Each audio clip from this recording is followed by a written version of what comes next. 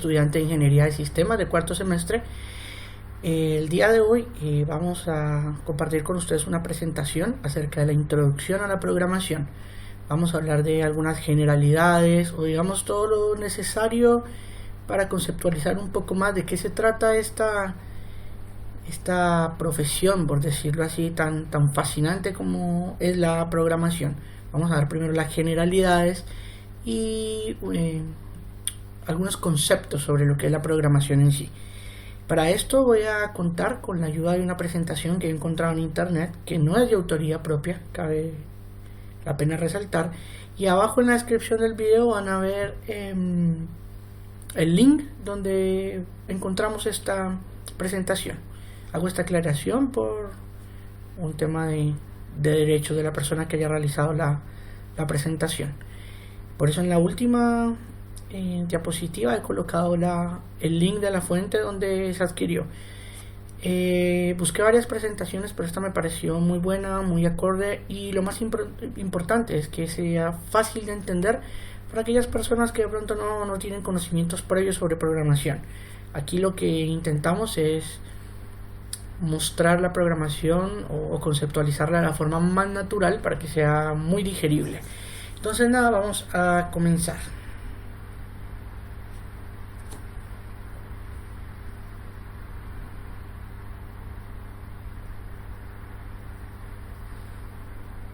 Introducción a la programación. Conceptualicemos un poco la programación. ¿Qué es la programación o hacia dónde va orientada la programación? Vamos a hacer un repaso general de términos, lo que es el software. Creo que la mayoría tenemos claro que el software es el conjunto de todas las partes blandas que componen la parte informática. Cuando decimos partes blandas, se refiere a esas partes que no son tangibles, por decirlo así, pero que son bastante importantes. Y en este caso particular hablamos de programas, aplicaciones. Hardware, conocido como la parte dura, el término hard, dura, significa todas las partes que podemos palpar o que son tangibles, y ahí hablamos de todos los dispositivos. En el caso de la computadora, pues su computadora y cada uno de sus componentes internos. Hablamos de sistemas. El concepto de sistema es un concepto bastante amplio. Ahí podemos abordar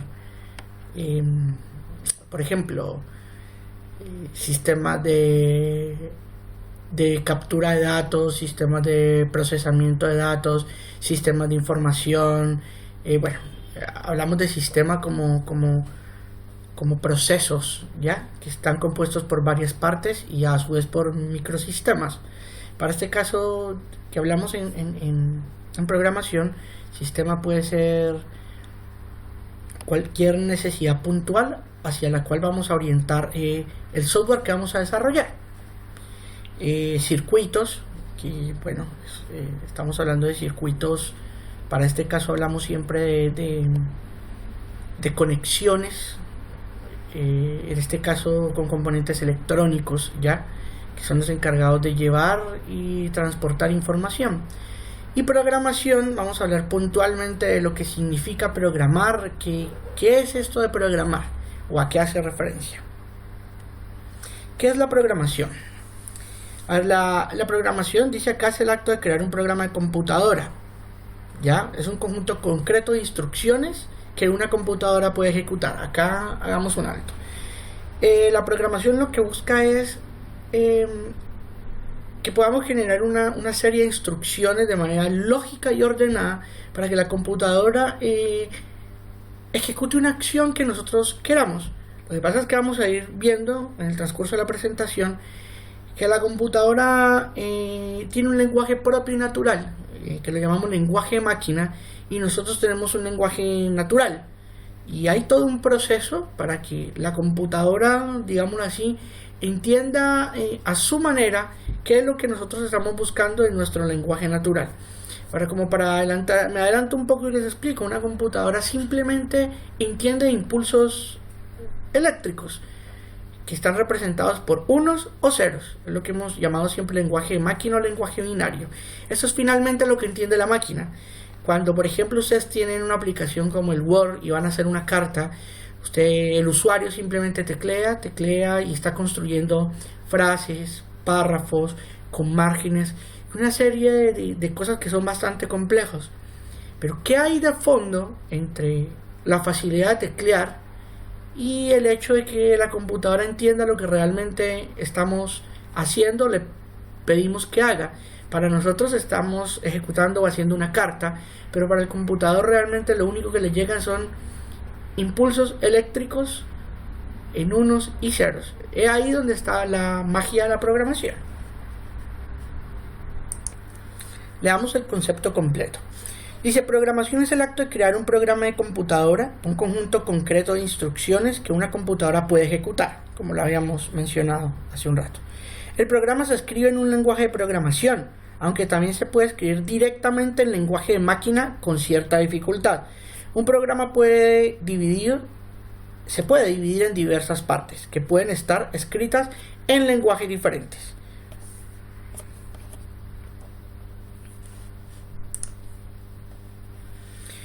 ¿Para qué estudiar programación? Bueno, aquí la presentación nos dice que puede ser por cultura general, por curiosidad, para desarrollar habilidades que nos permiten crear y diseñar una aplicación que obviamente nos solucione algún problema específico, o para conocer el proceso de desarrollo de una aplicación que busca lograr resultados satisfactorios. Bueno, los que estudiamos ingeniería de sistemas, ingeniería informática, programación, podríamos decir que lo hacemos principalmente porque nos gusta y nos llama la atención. Ahora, buscando material para realizar este video, veía varios tips para programar y también veía como información donde se decía cuáles eran los requisitos que necesita un programador. Entre esos requisitos se hablaba de que 1, tenía que gustarle, 2, tenía que gustarle, 3, tenía que gustarle, y 4, algo de capacidad analítica y la habilidad para hacer o para plantear mejor problemas de forma matemática y poder solucionarlos. Entonces digamos que todo esto va muy ligado, sí, a una actividad que requiere mucho análisis, mucha lógica, porque eso nos permite desenvolvernos como programadores. Para finalizar esta diapositiva, ¿para qué estudiar programación? Yo diría que la programación nos sirve a todos. Por ahí hay gente que dice, grandes programadores, que han dicho que todos los seres humanos deberíamos aprender a programar, porque la programación, más allá de hacer programas como tal de computadora, nos podría ayudar a resolver problemas muy cotidianos. La verdad, hoy en día yo lo entiendo así.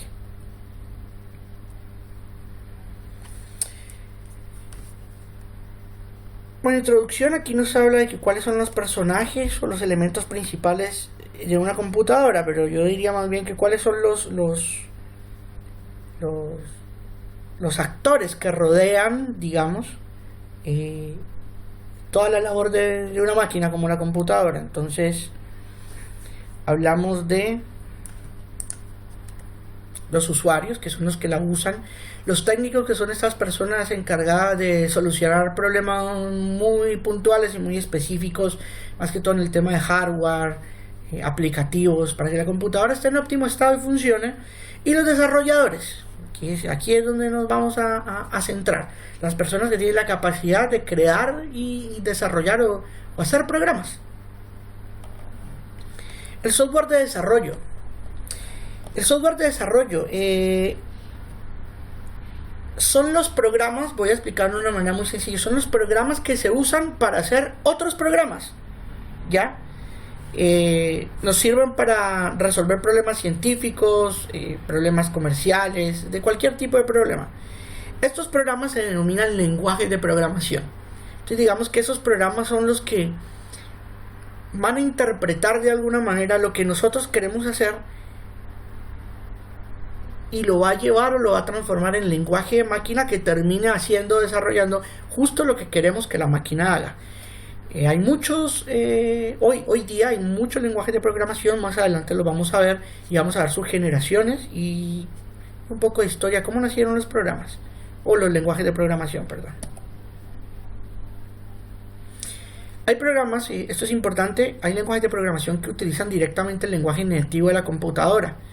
Esos programas son bastante complejos, porque digamos que se llaman programas de bajo nivel, que son los más cercanos al lenguaje que entiende la computadora. Lo que les decía al principio, unos y ceros.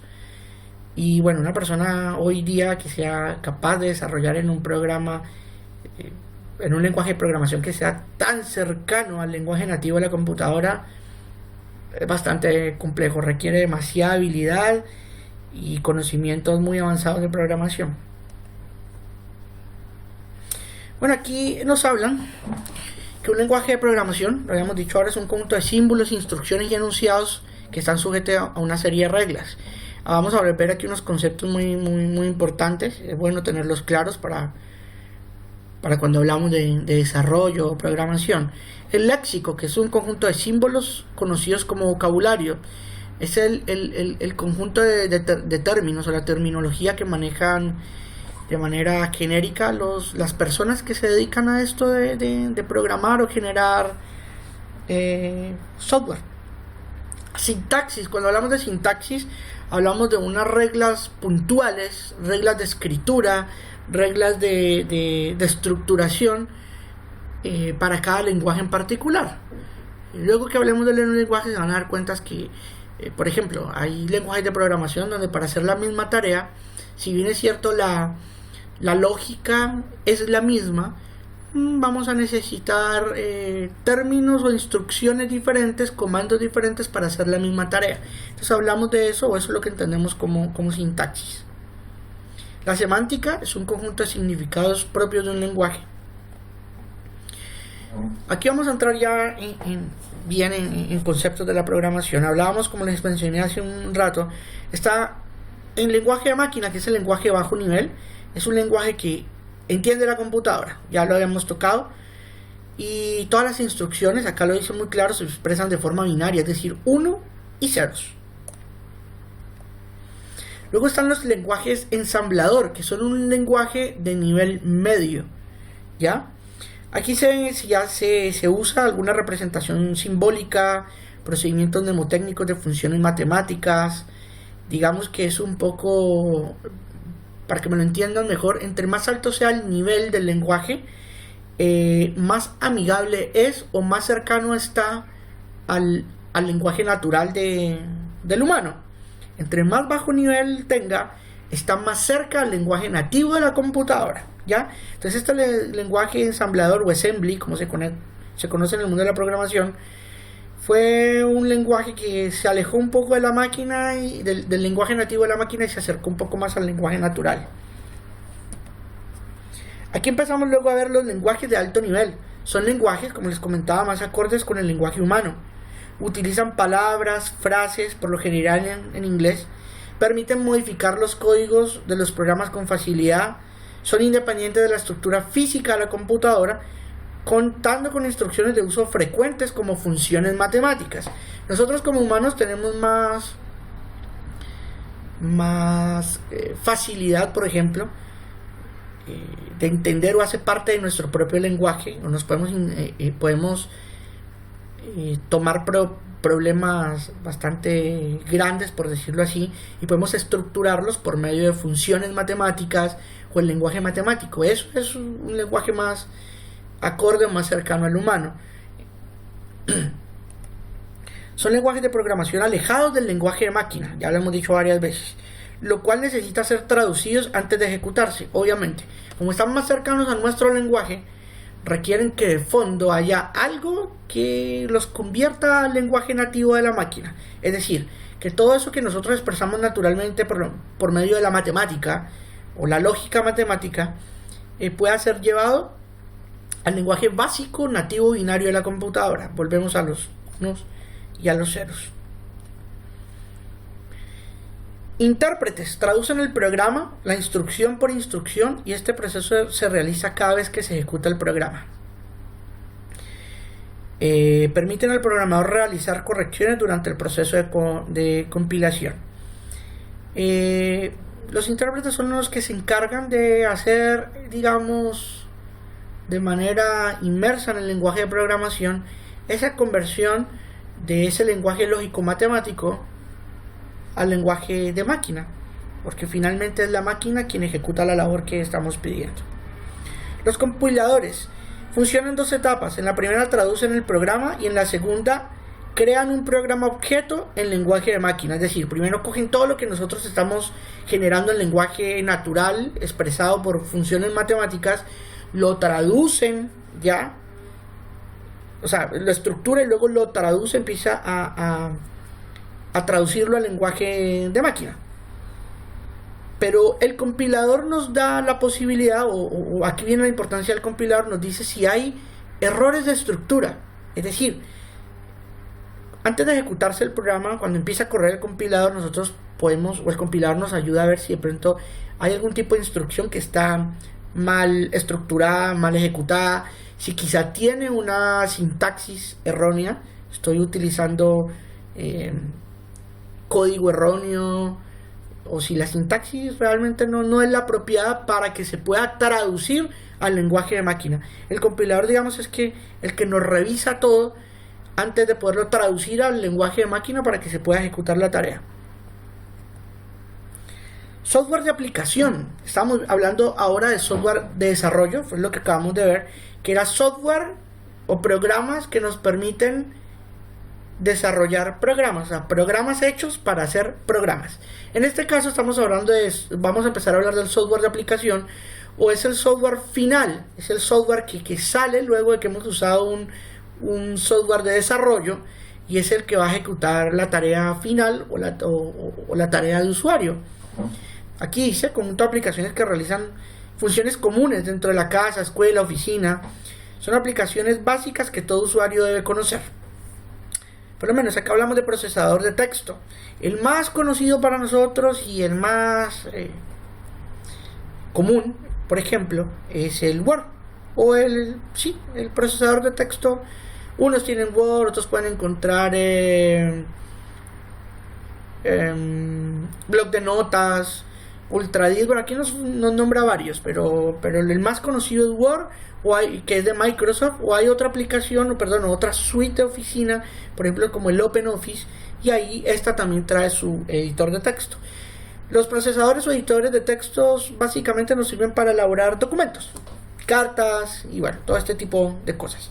Luego están las hojas de cálculo. La más conocida, que es del paquete o la suite de oficina de Microsoft, es el Excel. Esto nos permite crear listas, operaciones entre valores, básicamente eso. Y bueno, hay varias como 4Pro, GSCalc, eCode, y bueno, aquí nos nombran varias. Pero la hoja de cálculo más común es Excel. Están programas de presentaciones, justo como el que estoy usando ahora para este video, que es el PowerPoint. Y bueno, hay una serie de programas, que se usa para elaborar presentaciones que pueden ser usadas en juntas, en reuniones. Más que todo se hace para fines académicos o para fines de capacitación, justo como estamos utilizando ahora. Luego aquí vienen programas un poco más complejos, como los editores gráficos. Son programas que son usados por diseñadores gráficos y permite todo lo que tiene que ver con edición de imagen, manejo de colores. Bueno, dentro de los más comunes tenemos el CorelDRAW, Publisher. El Publisher viene en la suite más completa de Microsoft, junto con el Word, el Excel, el PowerPoint, y nos permite hacer, por ejemplo, diseñar cartas de presentación, algún tipo de aviso, tarjetas, trípticos, dípticos, todo ese tipo de cosas. Luego vamos subiendo a cosas más complejas como los administradores de bases de datos. Está el DBase, Access, MySQL, FoxPro, que son programas que nos sirven para manejo de bases de datos. Todo lo que es escribir en bases de datos, buscar en bases de datos, conectar bases de datos o máquinas que permitan accesar a bases de datos. Bueno, en fin. Tenemos también navegadores de internet, que estos los conocemos todos. Hay N clases de tipos de navegadores, los más conocidos, el Explorer, el Mozilla, tenemos el Chrome, que es el de Google, tenemos el Opera, el Safari, que es el de Mac, y bueno, tenemos varios navegadores de internet. ¿Para qué nos sirven? Para accesar a páginas web o para accesar a aplicativos web. Tenemos también programas de correo electrónico como el Outlook, el Thunderbird, Eudora, CCmail. Bueno, son una serie de programas que nos permiten administrar el correo electrónico. Más allá de eso sería redundar. Tenemos agendas electrónicas que nos permiten llevar todo este tema de agendamiento de eventos, citas. Volvemos al tema de Microsoft, que el más común es el Outlook, pero hay muchos más programas que nos permiten hacer eso. Como pueden ver, por lo menos el Outlook maneja las dos tareas. Puede ser nuestro administrador de correos y también nuestro administrador de eventos o agenda. Está todo como integrado en la misma aplicación. Aquí vamos a empezar a ver la evolución de los lenguajes de programación. La primera generación se relacionan con máquinas integradas por bulbos. Son máquinas realmente muy viejas. Estamos hablando de hace muchos años, cuando se crearon las primeras computadoras. Y bueno, no es nada parecido a lo que tenemos hoy en día. Por ejemplo, una computadora podía ser del tamaño de todo un cuarto.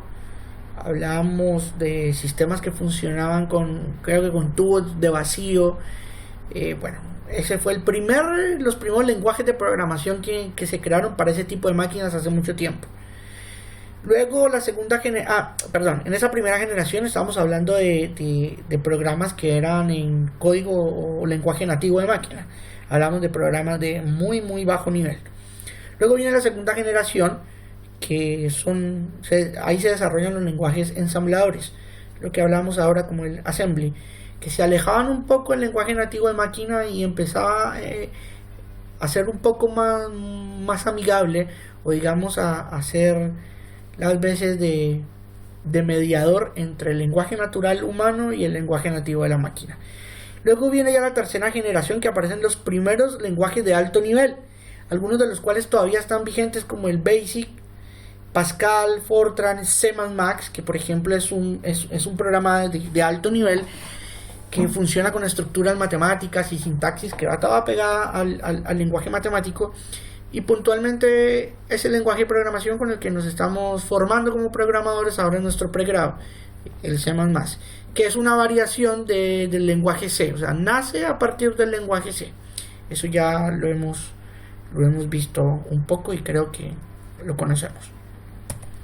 Luego viene la cuarta generación, que aquí empiezan a nacer los primeros lenguajes orientados a objetos, es decir, los primeros lenguajes de alto nivel como los que acabamos de nombrar se podían, o por lo general se ejecutaban en modo consola, en pantallas tipo DOS, que para nada eran vistosos y tenían que ejecutarse de una manera como más plana, y digamos que todo igual era por medio de gestión de datos por medio de teclado. Si bien es cierto, ya era mucho más amigable, visualmente no eran muy agradables, digámoslo así. A partir de la cuarta generación ya vienen los programas orientados a objetos, donde ya tenemos en la interfaz gráfica acceso a ventanas, botones, transiciones entre los diferentes módulos del programa. Ya estamos hablando de algo que es bastante, no solo amigable, sino también agradable a la vista, y hace que la interacción con estos programas sea mucho más amigable y más accesible para cualquier persona.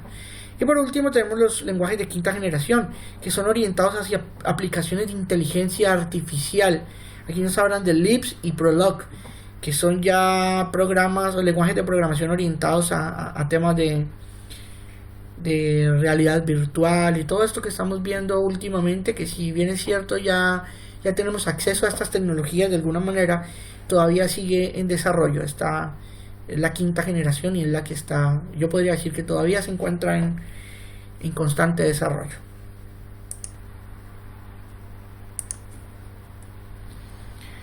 Vamos a ver unas características de los lenguajes de alto nivel.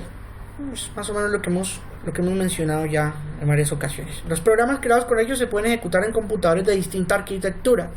Es decir, no importa el hardware que componga la máquina, ya tiene unos requerimientos mínimos, pero puede ejecutarse en programas de distintas características de hardware, ¿sí? Puede ser ejecutado en un programa con características básicas, intermedias o características avanzadas, es decir, con más memoria RAM, con más capacidad de almacenamiento en los discos duros. Tiene unos requerimientos mínimos, pero se pueden ejecutar en equipos de diferente arquitectura. El programa escrito debe ser traducido al lenguaje de máquina, obviamente. Para eso están los compiladores, por ejemplo, y los traductores del lenguaje, como ya lo habíamos mencionado antes. ¿Por qué? Porque como está más cerca al lenguaje natural del humano, pues necesita que haya algo debajo que traduzca todo esto al lenguaje de máquina. Es necesario porque está más cerca a nuestro lenguaje natural.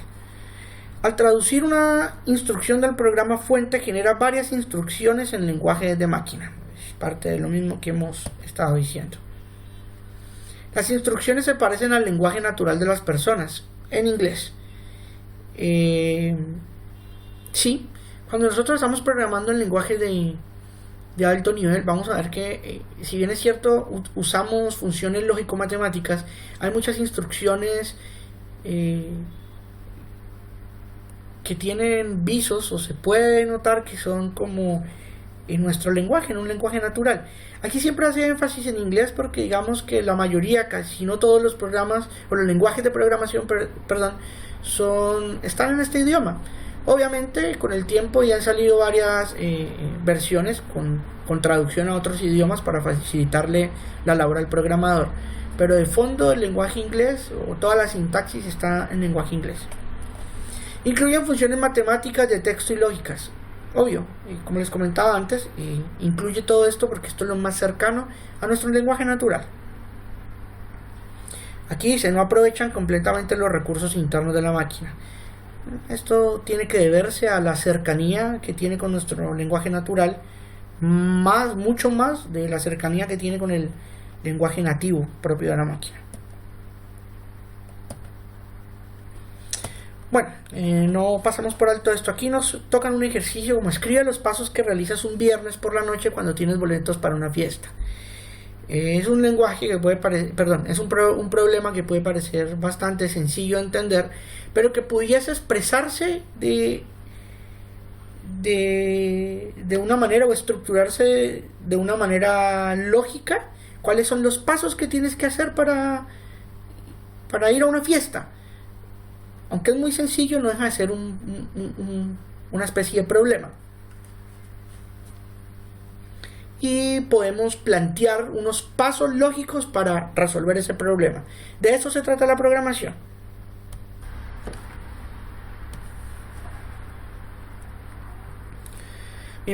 Aquí está la metodología para la solución de problemas con la computadora. Primero, especificar el problema, tener claro cuál es el problema que buscamos resolver con la creación del programa o la aplicación que vamos a crear. Segundo, analizar bien el problema. ¿Cuál es la naturaleza del problema o todo lo que genera ese problema? Luego, codificar, digitalizar, compilar, verificar, documentarse. Esas son como las tareas que tiene que hacer, los pasos que hay que hacer para estructurar el problema de manera que podamos desarrollar el programa que lo va a solucionar de una manera ordenada. Acá vamos a ver cómo funciona, por lo menos cuál es el esquema de un compilador. Primero está el programa fuentes, es decir, toda la serie de instrucciones que tiene el programa. Luego está un compilador que hace las tareas de revisar la estructura que esté de forma correcta, donde podemos ver los errores, todo eso. Luego va al programa objeto, luego a la ejecución del programa. Para que el programa se ejecute como vamos ahí, necesita recibir una serie de datos, ¿ya? y luego nos va a generar unos resultados. Por ejemplo, si vamos a hacer una multiplicación, entonces hacemos todas las fórmulas, todo lo necesario para que el compilador lleve a cabo la tarea, y a la hora de ejecutar el programa vamos a necesitar que se ingresen unos datos, por ejemplo 2 o 3 números según como lo hayamos planteado, para poder multiplicarlos. Es decir, ya generamos toda la estructura para hacer la multiplicación, pero a la hora de ejecutar el programa necesitamos saber qué es lo que vamos a multiplicar, y ahí es donde viene la entrada de los datos, y a lo último nos va a dar unos resultados.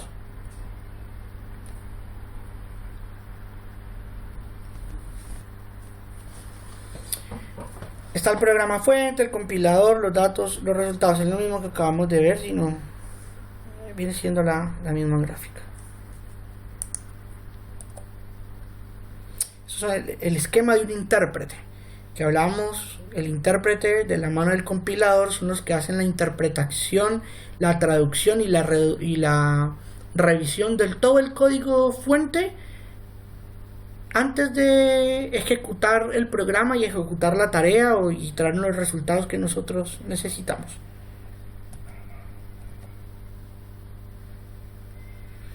Cuando aplicamos, o la solución de un problema cuando aplicamos un modelo matemático, es que ingresamos unos datos a unas fórmulas, y estas fórmulas procesan esos datos que acabamos de ingresar y nos generan unos resultados. Esa es la forma natural con que nosotros solucionamos problemas cuando aplicamos modelos matemáticos. Ya se establecen unas fórmulas, ingresamos unos datos, esas fórmulas procesan dichos datos y nos entregan un resultado.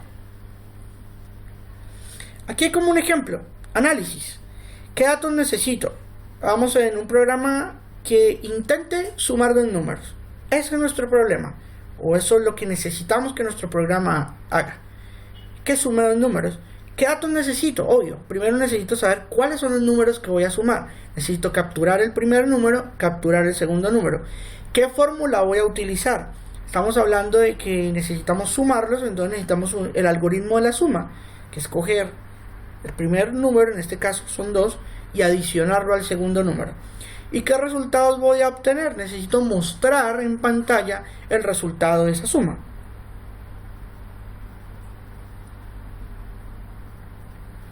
Características y formas de los algoritmos. Bueno, detengámonos un poco para decir qué es un algoritmo. Un algoritmo, digamos, es como la interpretación lógica matemática de algún problema, ¿ya? Eso es un algoritmo. Cuando tenemos un problema, antes de sentarnos a escribir el código fuente en un lenguaje de programación, tenemos que entender el problema, entender cómo va a funcionar lo que queremos hacer. Tenemos que tener claro cuáles van a ser las secuencias lógicas de todo el programa antes de sentarnos y aplicar la sintaxis para que el lenguaje de programación interprete todo esto, lo compile y ejecute la tarea que queremos. Allí es necesario aplicar los algoritmos. Para resumirlo, plantear un algoritmo es coger un problema y plantear su solución de una manera lógica, o sea, paso a paso y de una manera lógica, cómo vamos a resolver ese problema. Luego que tenemos eso claro, ya podemos sentarnos, aplicar una sintaxis, y el lenguaje de programación va a generar el programa que nosotros necesitamos para solucionar ese problema.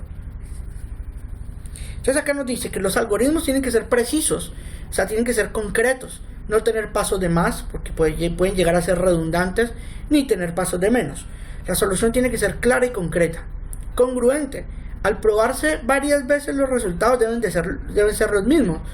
No puede ser posible, o algo habría de mal, si nosotros, ejemplo, estamos multiplicando dos números y corremos con los dos mismos números, un ejemplo 2 y 3, varias veces, 2 por 3, 6, 2 por 3, 6, 2 por 3, 6, pero llega un momento dado en que ese 2 por 3 nos da 9. Ahí hay un problema de incongruencia. Siempre que se ejecute el programa con los mismos datos y bajo la misma estructura, los resultados tienen que ser los mismos. Finito. Al seguir los pasos deben de llegar a la solución, es decir, tiene que tener un término. Muchos errores cuando se está programando es que se usa operaciones o o estructuras, instrucciones matemáticas que se quedan dando un loop. Es decir, un ciclo, un ciclo, un ciclo, un ciclo sin fin. Nunca llega al resultado, sino que es una operación que no tiene de pronto unos parámetros lógicos bien establecidos para que lleguen a un final, sino que quedan como en un ciclo infinito de procesamiento. La idea es que tiene que tener un fin, y el fin es la solución o la respuesta que buscamos cuando planteamos el problema. Característica y forma de los algoritmos. Los algoritmos pueden ser creados de dos formas: de pseudocódigo o diagrama de flujo. El pseudocódigo es un conjunto pequeño y claro de instrucciones en secuencia que permite llevar a cabo una tarea. Un pseudocódigo de sentarme a comer o de almorzar. Me levanto, me aseo, luego sirvo la comida, luego la pongo en la mesa, luego yo me siento, luego empiezo a comer, luego termino, luego me paro, luego recojo el plato y termino. Todo esto es como la secuencia lógica de la tarea común de sentarnos a comer. El pseudocódigo, cuando uno plantea un problema en pseudocódigo, es eso: plantearlo de una manera estructurada, lógica, secuencial, la forma como se va a solucionar el problema. La otra forma es utilizando diagramas de flujo, que es la representación de esa misma secuencia, pero a través de símbolos de la tarea que se va a usar. Para muchas cosas hemos usado diagramas de flujo y sabemos que hay como unos, o que cada paso va representado por alguna figura geométrica, como un rombo, un paralelogramo, un cuadrado, ¿ya? Y cada una de estas figuras es como un paso secuencial, un paso lógico de todo el programa. Digamos que el diagrama de flujo es como una manera más gráfica del mismo pseudocódigo que acabamos de hablar. Aquí hay un pseudocódigo, por lo menos para calcular el área de un rectángulo. Entonces, primero hay que calcular el área de un rectángulo para saber qué es lo que va a hacer el programa. Luego escribe de largo mide, captura largo, es decir, vamos a colocar ingrese el largo del rectángulo. Una vez que el usuario nos ingresa ese valor, ¿qué vamos a hacer con ese valor? Tenemos que capturarlo y guardarlo en una variable que luego podamos operar. Luego escribimos de nuevo cuál es el ancho, porque para el área necesitamos tener el largo y el ancho. Entonces escribimos cuál es el ancho. El usuario nos da el ancho, capturamos ese valor en otra variable. Ya tenemos el largo, ya tenemos el ancho. Ahora, ¿qué hacemos con esto? Hay una fórmula que dice que el área es el largo por el ancho. Entonces escribimos el área mide y entregamos el resultado del área, que era, o en la variable área, que es donde se va a presentar el resultado, ahí se contenía la instrucción multiplicar. ¿Multiplicar qué? La variable largo y la variable ancho. Todo eso, ese resultado se procesa en una nueva o una tercera variable que se llama área. Por eso al final escribimos el área mide, área, entregamos el valor que se guardó en esa variable, es decir, el resultado de la operación. Eso es un pseudocódigo, es una forma lógica o expresar un problema de una manera secuencial, lógica, de la forma como vamos a hacer el programa. Aquí está con el diagrama de flujo. Les decía que usa forma geométrica de inicio, una entrada, ancho, luego otra entrada, largo, luego la operación que se hace entre esos dos datos que hemos recibido, entre ancho y largo, se multiplica y es grabado en una nueva variable que se llama área, y de salida out se muestra lo que hay en esa variable, fin. Entonces volvámonos un poquito. Entonces miren, este es un ejemplo de pseudocódigo y este es un ejemplo de diagrama de flujo. Ambas cosas están haciendo exactamente lo mismo, solo que expresado de dos maneras diferentes. Estructura para crear un modelo lineal. Para elaborar programas que empleen distintos tipos de valores, tenemos que conocer la estructura necesaria. Los tipos de variables. Variable, ¿qué es una variable? Es un espacio de memoria donde se almacena un dato en particular, ¿ya? Pueden ser numéricos o pueden ser alfanuméricos. Puede ser un valor que podamos luego procesar por medio de operaciones matemáticas, o puede ser una cadena de caracteres, un nombre, una característica, en fin, algo que no sea operable matemáticamente, pero que igual vamos a operar de alguna otra forma. Esos son variables, son espacios de memorias que contienen un tipo de información que de alguna manera va a ser operada o usada dentro del programa. Tenemos los tipos de variables reales, únicamente almacenan números, es decir, las variables reales son esas variables que contienen datos que vamos a poder procesar por medio de operaciones matemáticas. Y están las variables alfanuméricas, lo que acabamos de ver. Almacenan cualquier valor que no se utilice para realizar cálculos aritméticos. Letras, cadenas de letras, direcciones, nombres de personas, en fin. Aquí vemos un poquito los operadores aritméticos que se usan en programación cuando hablamos de potencia. Este símbolo es el que nos sirve para establecer la potencia. Está el asterisco que nos sirve como multiplicación. El slash para la división, suma, resta y asignación. Importante esto, las jerarquías. Es importantísimo tener claro las jerarquías, por lo menos en procesos matemáticos. Esto lo hemos visto siempre, que es súper importante agrupar, poder agrupar para decirle al sistema qué operación tiene que hacer primero. Siempre primero se hacen de adentro hacia afuera las operaciones que están agrupadas en paréntesis. Luego vemos las preeminencias. Entonces, por decir algo, primero lo que está en un paréntesis, si hay una potencia, tiene la segunda jerarquía, la segunda importancia, luego de lo que esté agrupado en paréntesis. Si están por fuera, digamos, si no están agrupadas, pero igual hay operaciones, la multiplicación y las divisiones tienen preeminencia sobre las sumas o las restas. Es súper importante tener claro eso. De hecho, de manera natural, muchas personas tienen problemas con este tipo de operaciones cuando no tienen claras las jerarquías.